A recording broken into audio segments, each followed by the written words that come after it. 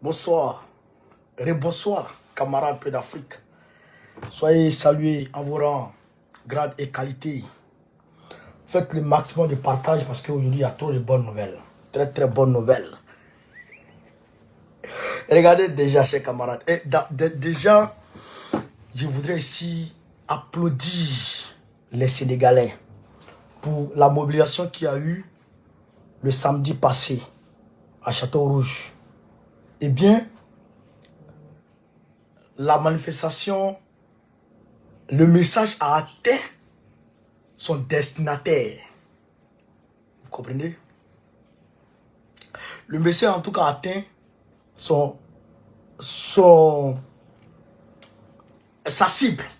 Voilà. On voulait que Macky Sall soit touché. Eh bien, aujourd'hui, voici ça. Et Draman Ouattara avec. La photo que j'ai déchirée là. La voici ici.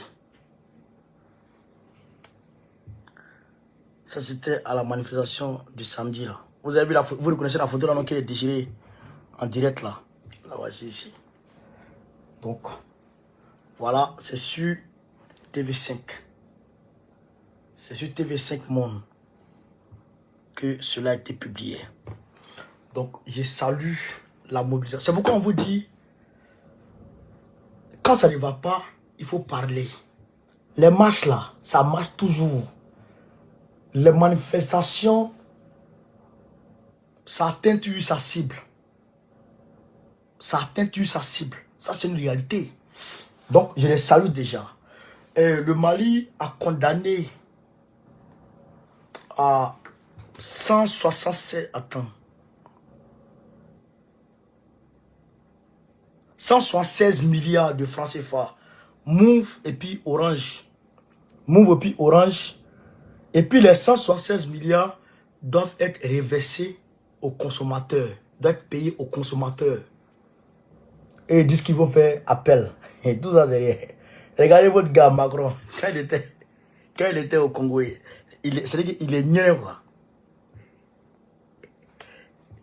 Il est nul quoi, regardez.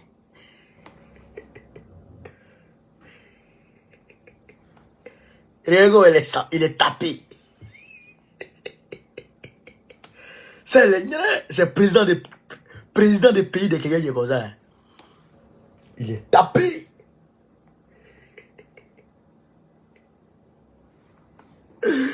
Oh le Macron, il est nul. Voilà, partagez au maximum, partagez, mettez partout à travers le monde. Partagez la vidéo s'il vous plaît. Macron est tapé, il est nul, quand c'est pas permis. Allez partager chers camarades. Amnesty International a allumé Draman. Amnesty International a sommé Draman de libérer sans condition nos gars. On va parler de ça tout de suite. Partagez la vidéo. Pompez les cœurs pour partager. On va... Voilà.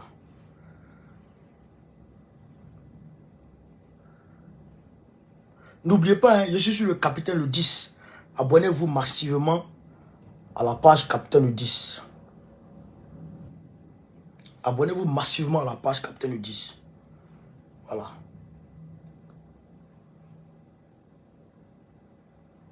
Abonnez-vous massivement. Si vous ne vous abonnez pas, c'est pas bon. Voilà. Abonnez-vous massivement à Capitaine le 10. Très important. Parce que vous avez vu Kémy Séba, non? Vous avez vu Kémy Séba, non? Vous avez vu ce qui s'est passé, non? Ils l'ont censuré ici. Ils l'ont censuré. Kémy Séba, ils l'ont censuré ici. C'est faux à faire ça.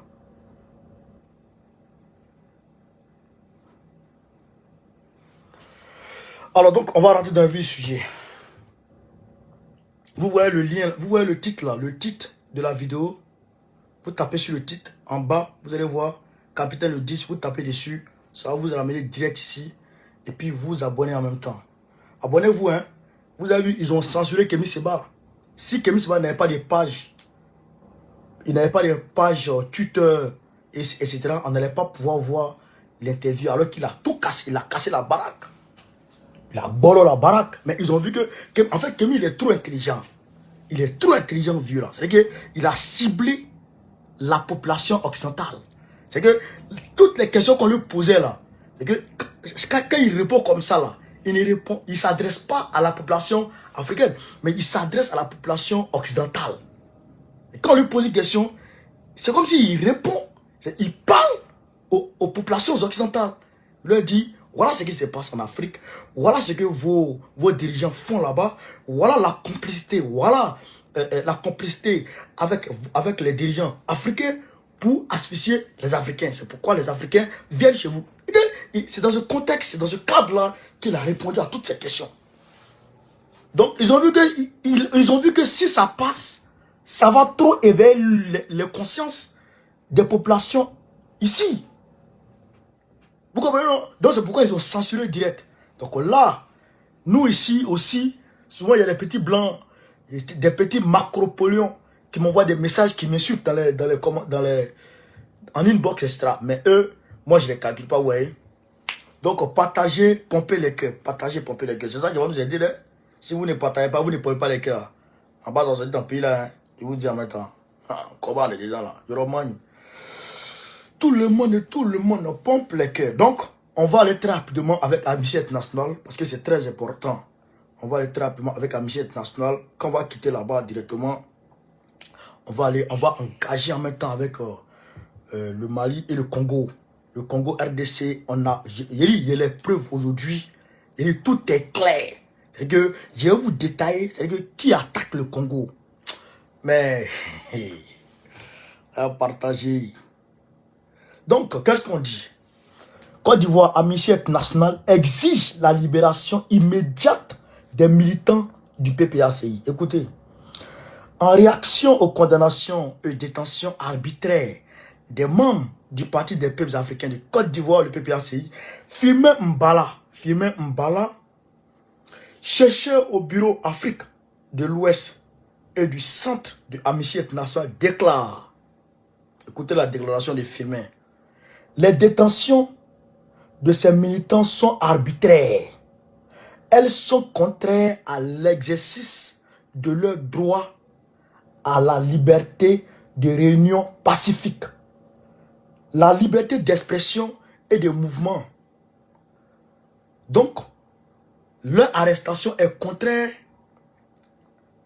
à leur liberté de réunion et de manifestation.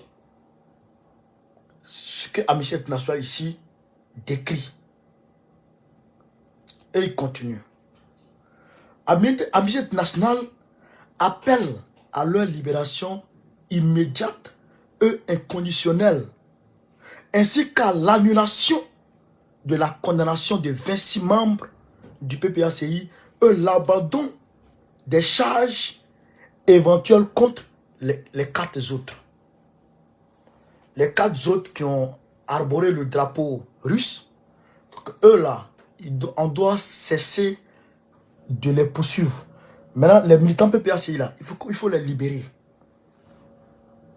Nous appelons par ailleurs les autorités ivoiriennes à garantir les procédures judiciaires justes et équitables et à respecter les droits garantis par les conventions internationales et régionales de protection des droits humains ratifiées par la Côte d'Ivoire. Donc, Amnesty International rappelle Draman pour dire non seulement les gens là, tu dois les libérer parce qu'ils n'ont rien fait, ils n'ont que exercé leurs droits. Ça fait 1. Deuxièmement, les 4 personnes qui ont arboré le drapeau russe, ils n'ont rien fait de grave. Dans aucune loi pénale en Côte d'Ivoire ou partout dans le monde, on ne peut condamner quelqu'un parce qu'il a arboré un drapeau d'un pays tiers. On ne peut jamais faire ça. Donc, il faut les libérer. Ça fait 2. Troisièmement, Amnesty International dit, bon, toi-même Draman, la Côte d'Ivoire, avant que toi tu ne sois ivoirien, avant que tu ne deviennes ivoirien par les armes, il est devenu ivoirien par les armes. Avant que tu ne deviennes ivoirien par les armes, ta bouche penchée là, il y avait des lois. Il y a des lois que la Côte d'Ivoire de Boigny, la Côte d'Ivoire dans le Coran Bédier, la Côte d'Ivoire de Gbagbo Laurent, il y a des traités internationaux qu'ils ont ratifiés. Ils ont signé des accords internationaux concernant le droit de l'homme. Donc ces accords-là, tu te dois de respecter ça. Donc ces personnes-là, leur droit de manifester est une norme, est une loi internationale qui a été ratifiée par la Côte d'Ivoire. Donc tu te dois de respecter ça. Voilà ce qu'ils disent à Draman. Voilà ce que Amnesty International dit à Draman. Vieille tête penchée là. Voilà ce que Amnesty International lui dit. Mais merci à Amnesty International. Merci beaucoup à Amnesty International pour ce soutien. C'est très bien. Mais ça, nous, on ne regarde pas ça. Parce que personne ne peut faire notre combat à notre place. C'est nous, on doit faire ce combat. Camarades, pompez le cœur, partagez la vidéo. Pompez le cœur, partagez la vidéo. Il n'y a pas de cœur là. Vous êtes à participer. Donc, il dit, il faut que Draman arrête ça. Maintenant, nous au PPACI, nous, on ne compte pas sur quelqu'un pour faire notre combat. Ce combat-là, nous, on va le mener sans compter sur personne et on va le gagner. Quand même, on peut signer des partenariats. Kouti, Coco, Attila, merci les histoires. Merci pour le partage, s'il te plaît. Donc, nous, on ne compte pas sur quelqu'un.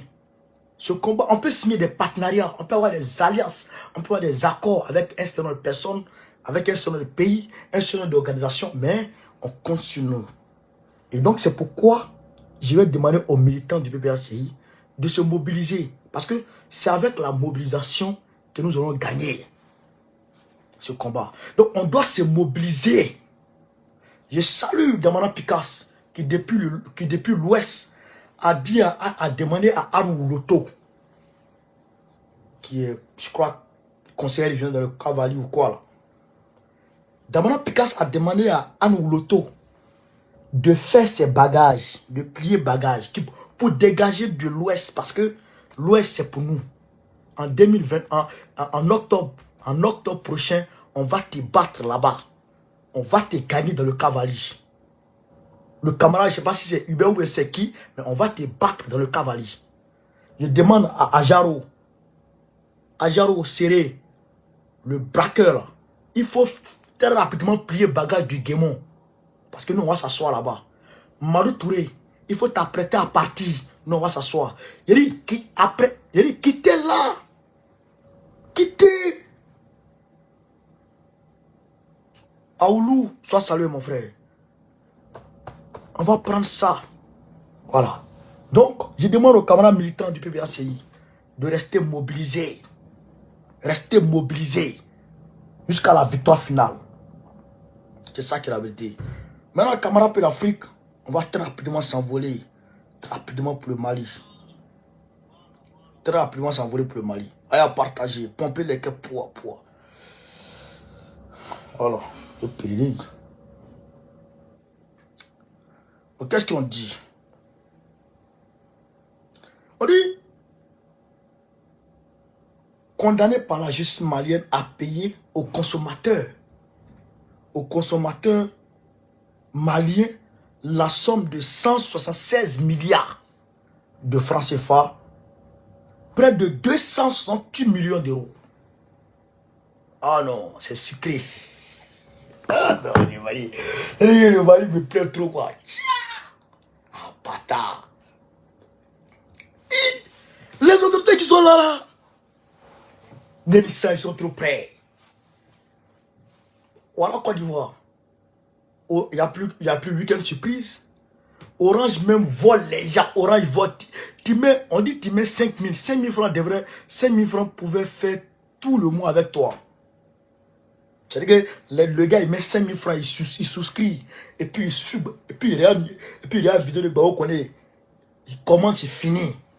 Demain encore, un mois, c'est-à-dire 5 000 francs, il peut suivre toutes les vidéos de Bao connaît. Avec abonnement de 5 000 dans le mois. Mais aujourd'hui, en une semaine, Tu peux pas rien. Les vidéos de Bao connaît. Mais où on va? Où on va? Donc, là, les autorités maliennes disent, bon, comme c'est comme ça, quand vous volez nos citoyens, donc on a pris drap. Donc, ils ont sonné Orange et puis Move à 268 millions d'euros. 268 millions d'euros. 268 millions d'euros d'amende. Ils sont condamnés à payer ça aux consommateurs. Donc, ça veut dire qu'ils doivent faire une période même, une période gratuite.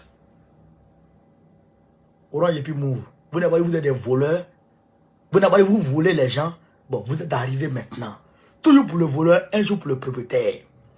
Je salue les autorités maliennes pour cette décision de justice, pour cette bravoure, pour cette mise au point.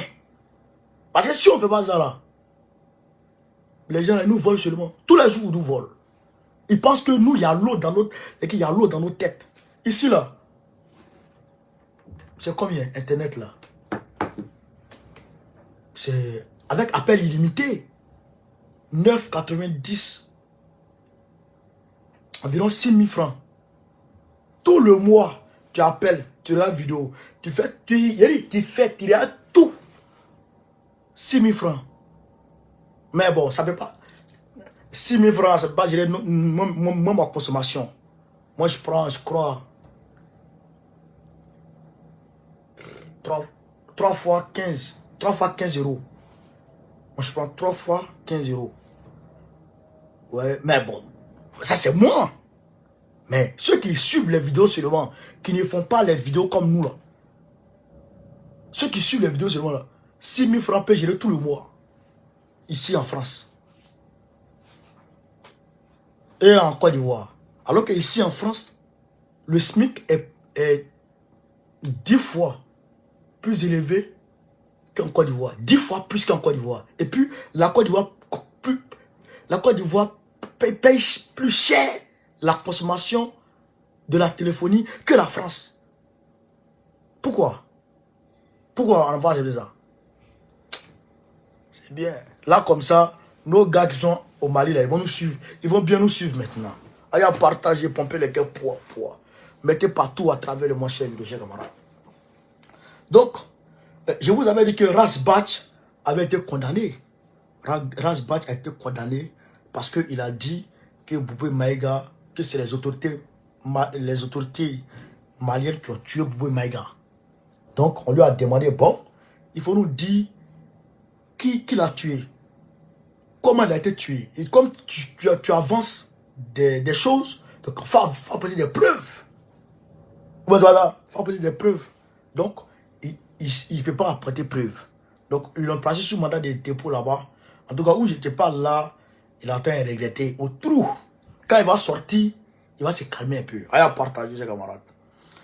Donc, l'armée congolaise a produit un communiqué aujourd'hui. Je vais vous lire le communiqué et puis je vais détailler les choses. Vous allez comprendre qui, à travers qui l'armée... Parce qu'aujourd'hui, c'est pourquoi Babou a dit que quand la maison de ton voisin brûle,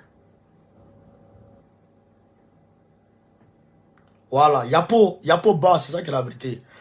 Quand on dit, Babou a dit que quand la maison de ton voisin brûle, la maison de ton voisin est en feu, il faut te précipiter pour aller l'aider à éteindre le feu.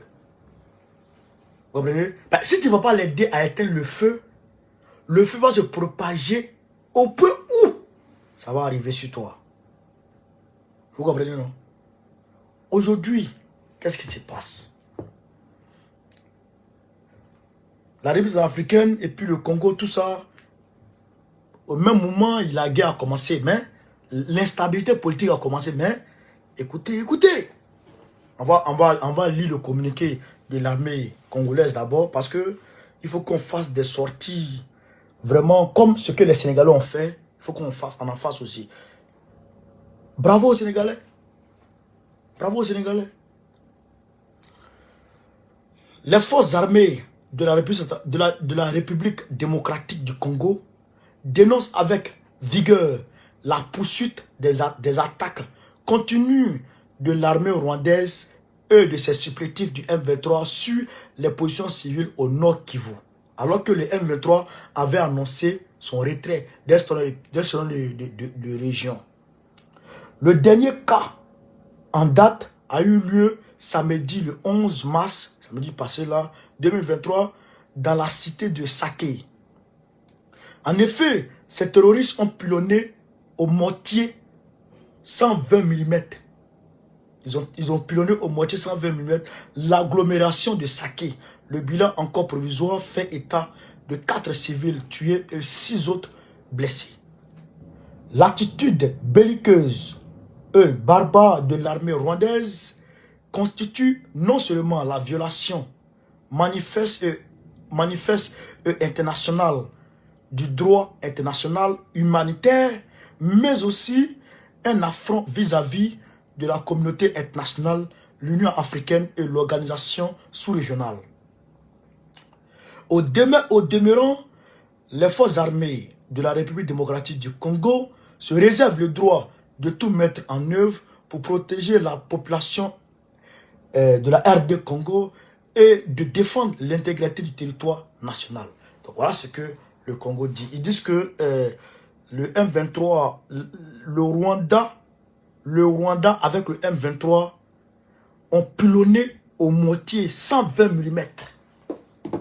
Mortier 120 mm. Et là, on va rentrer maintenant dans mes hiboux. Chers camarades peu d'Afrique, à partager, pomper les cœurs. Vous ne pompez pas les cœurs, vous ne partagez. Qu'est-ce qu'il y a? Vous ne partagez pas, vous ne mettez pas de cœur, vous regardez. Oh, Yoroman. Donc, vous avez écouté, retenez moitié 120 mm. Retenez ça. Retenez moitié 120 mm. Écoutez ici. Là, les rebelles du M23 en République démocratique du Congo ont déclaré un cessez-le-feu pour entamer des négociations avec le gouvernement de Kinshasa. Cependant, la situation dans le pays est encore loin d'être stable. La principale question qui préoccupe les gens est de savoir où les rebelles du M23 se procurent des armes aussi puissantes pour affronter l'armée nationale. L'envoyé spécial, écoutez, l'envoyé spécial de l'ONU en République démocratique du Congo, Bintou Keïta, a déclaré que le M23 dispose d'une puissance de feu et d'équipements de plus en plus sophistiqués, notamment en termes de puissance de feu à longue portée, de mortiers et de mitrailleuses, ainsi que de tirs de précision sur les aéronefs. Donc, des terroristes qui n'ont pas le droit, selon les normes et les conventions internationales ratifiées par tous les pays extra, les terroristes n'ont pas le droit d'acheter des armes avec des États. C'est comme le M23 ne peut pas se lever pour aller en France, pour venir en France, venir acheter armes avec les Français. Ils n'ont pas le droit d'aller en Russie pour acheter armes avec les Russes. C'est impossible. Les Américains, c'est impossible. Mais comment ils font pour avoir ces armes aussi sophistiquées qui leur permettent d'avoir une puissance de feu supérieure même parfois à la puissance de feu de l'armée congolaise? Une armée qui a le droit d'acheter toutes sortes d'armes. Ils ont mis embargo sur le Congo. Ils ont mis embargo sur l'importation d'armement au Congo. En tout cas, de façon partielle. Mais le M23 peut peut acheter peut avoir toutes sortes d'armes.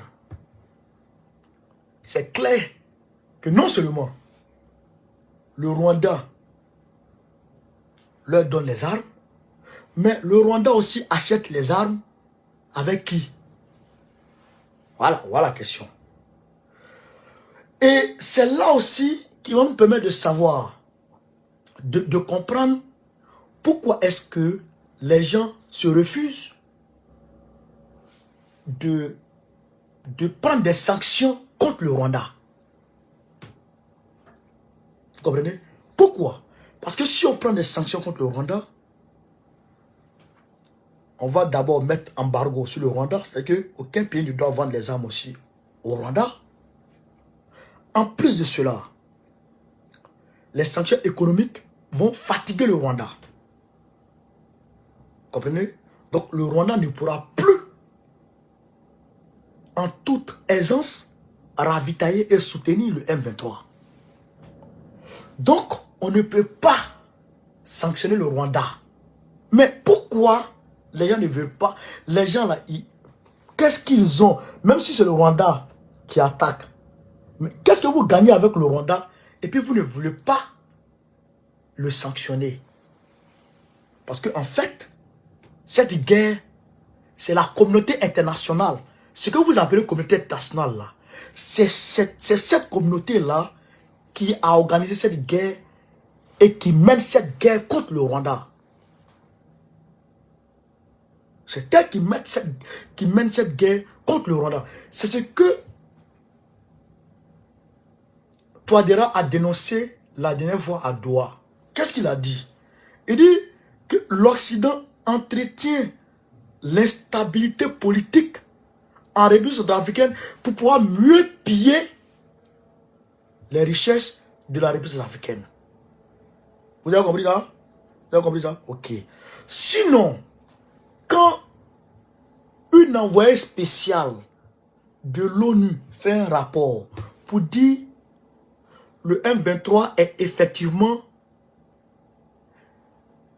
l'ONU, la communauté internationale, dit que le M23 est effectivement financé, armé et soutenu par le Rwanda.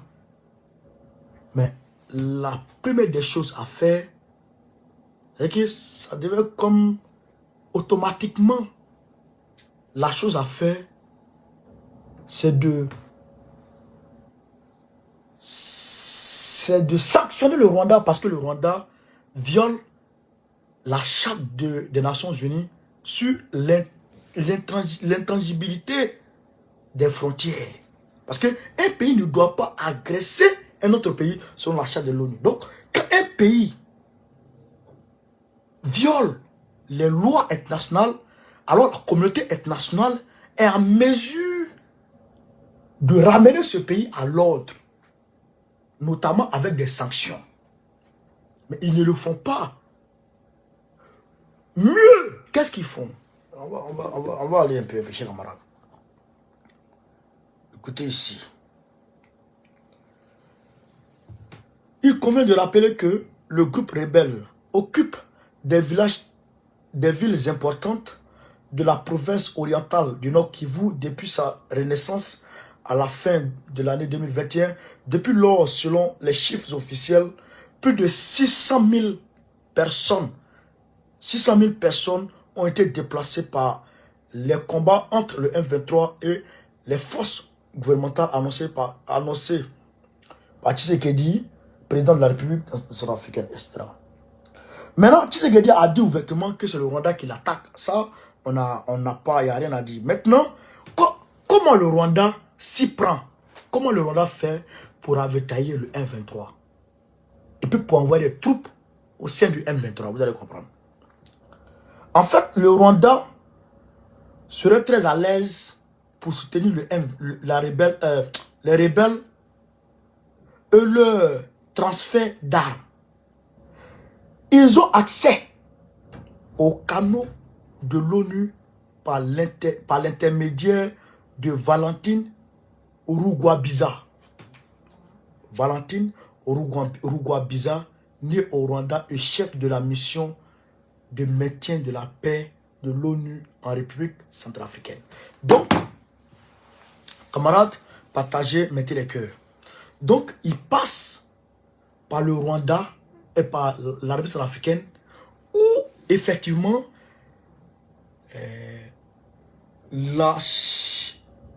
la représentante de l'ONU, attendez, hein.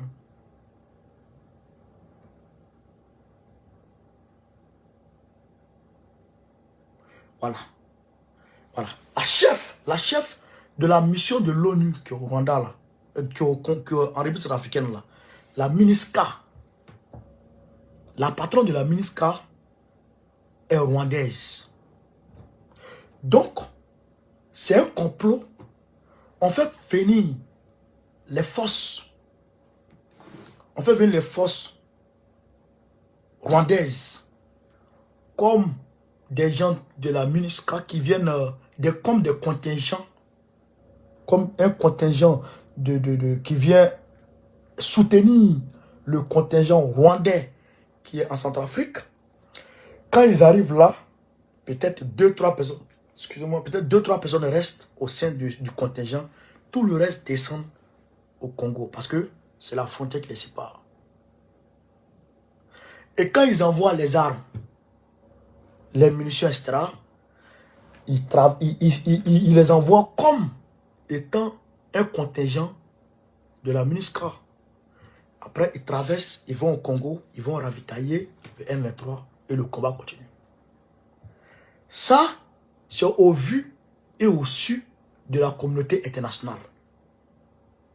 C'est d'ailleurs pour ça que le Rwanda a été, cette femme-là a été nommée chef de la MINUSCA. Et Antonio Guterres est à l'aise dans cette position. C'est pareil. Le porte-parole, l'ex-porte-parole de la MINUSMA au Mali était français. Il était français.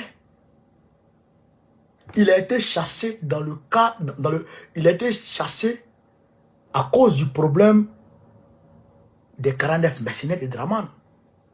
Vous vous rappelez?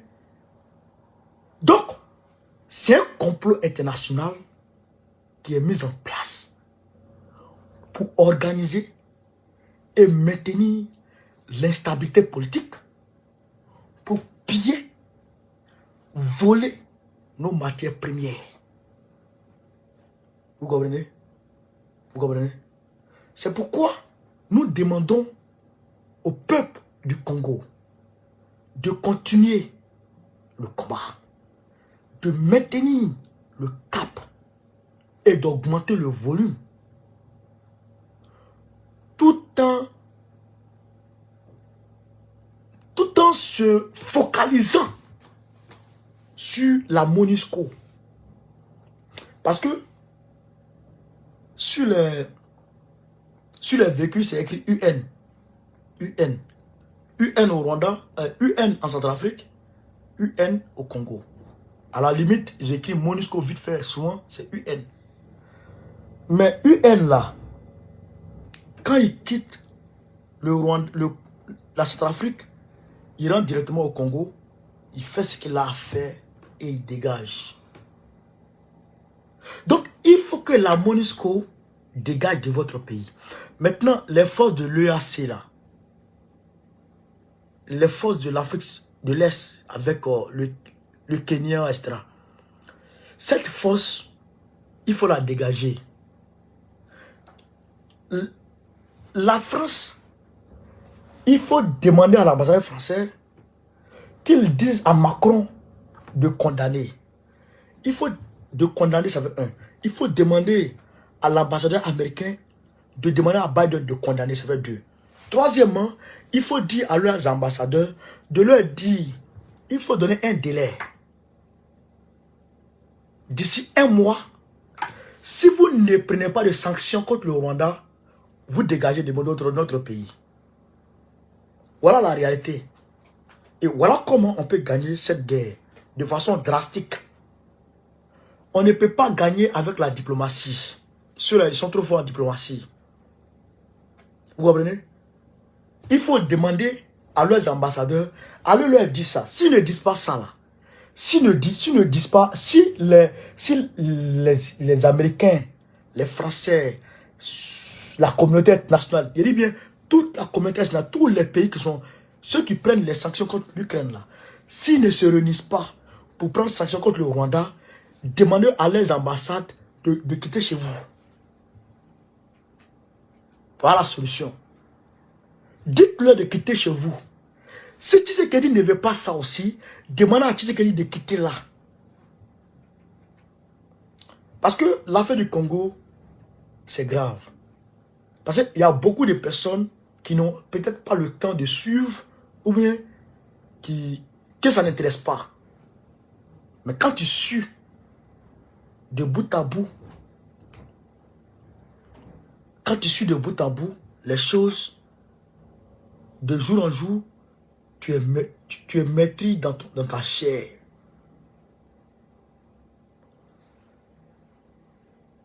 Le M23 a annoncé qu'ils ont reculé stratégiquement. Les Maï Maï, la force, les forces, les milices, les forces d'autodéfense sont partis prendre position là-bas. Mais ils n'ont pas d'armes. La puissance de feu du M23 est infernale. Ils n'ont pas d'armes. Comment ils vont faire? Rien du tout. Ils ne peuvent rien faire. Il faut que Tshisekedi envoie la Russie au Congo pour mener cette bataille, pour mener ce combat. Si la Russie ne vient pas avec tout son arsenal, avec des missiles, etc., pour menacer le Rwanda, pour dire on va te lancer un missile si tu n'arrêtes pas. Mais ils vont continuer. Quelqu'un viole tes enfants. Tu dis arrête. Demain encore il vient faire. Tu dis arrête. Après demain il fait. Tu dis arrête. C'est parce qu'il sait que tu ne peux pas le frapper. Que tu te limites aux mots. Sinon s'il sait que s'il touche à ton enfant, tu donnes un coup de poing, il dort. Il ne va plus venir. Il ne va plus venir. Il faut chercher grand frère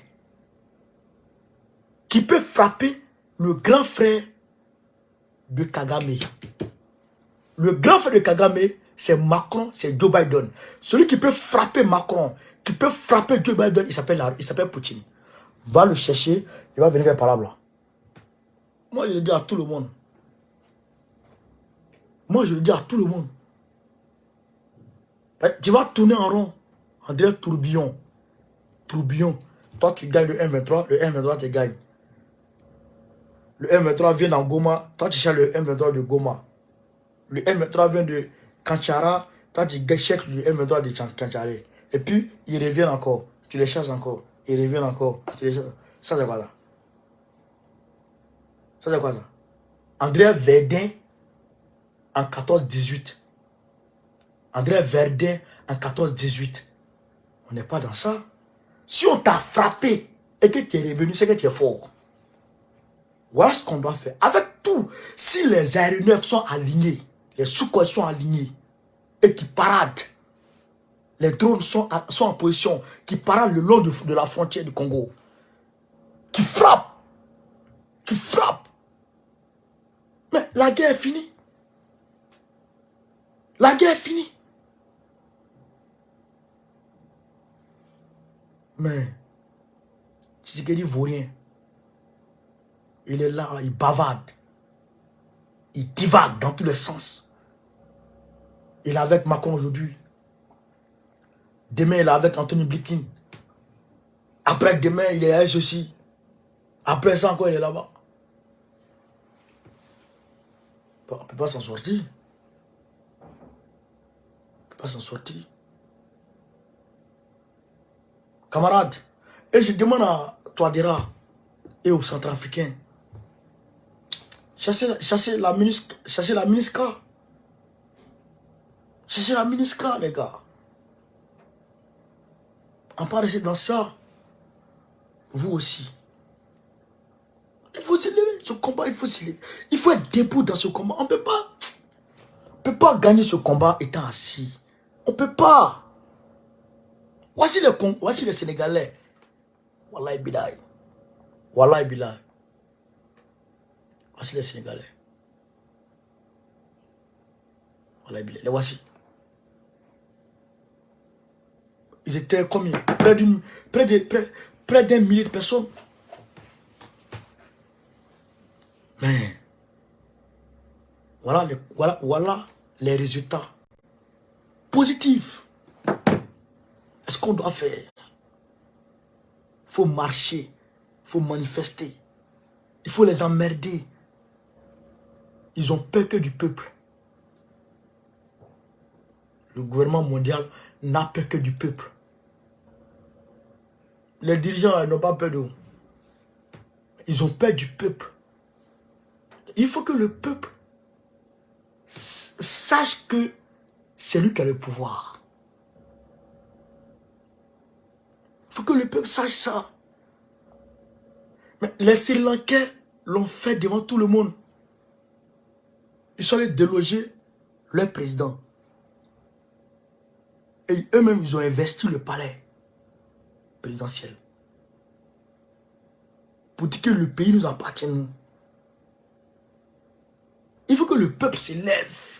Il faut que le peuple prenne conscience que c'est pour lui le pouvoir. Démocratie, ça veut dire pouvoir du peuple. Le pouvoir du peuple. Vous comprenez? Le pouvoir qui appartient au peuple. Donc, ton pouvoir là, ce que tu as là, tu as pris, tu as donné à quelqu'un. Le gars, il est en train de jouer à ça. Mais va prendre à lui. Va prendre à lui. Il faut que le peuple prenne conscience que c'est lui qui est fort. Les autres, les dirigeants sont rien. C'est nous, on est fort. Voilà. Donc, camarades, voilà un peu le direct de ce soir. Je vous remercie de m'avoir suivi. Je vous dis merci beaucoup. Je vous demande de continuer à partager partout à travers le monde la vidéo. N'oubliez pas de vous abonner à la page Capitaine le 10 SGK. Sur ce, Gbagbo rien, Gbagbo Kafsa. Très prochainement, Gbagbo président de la République Côte d'Ivoire.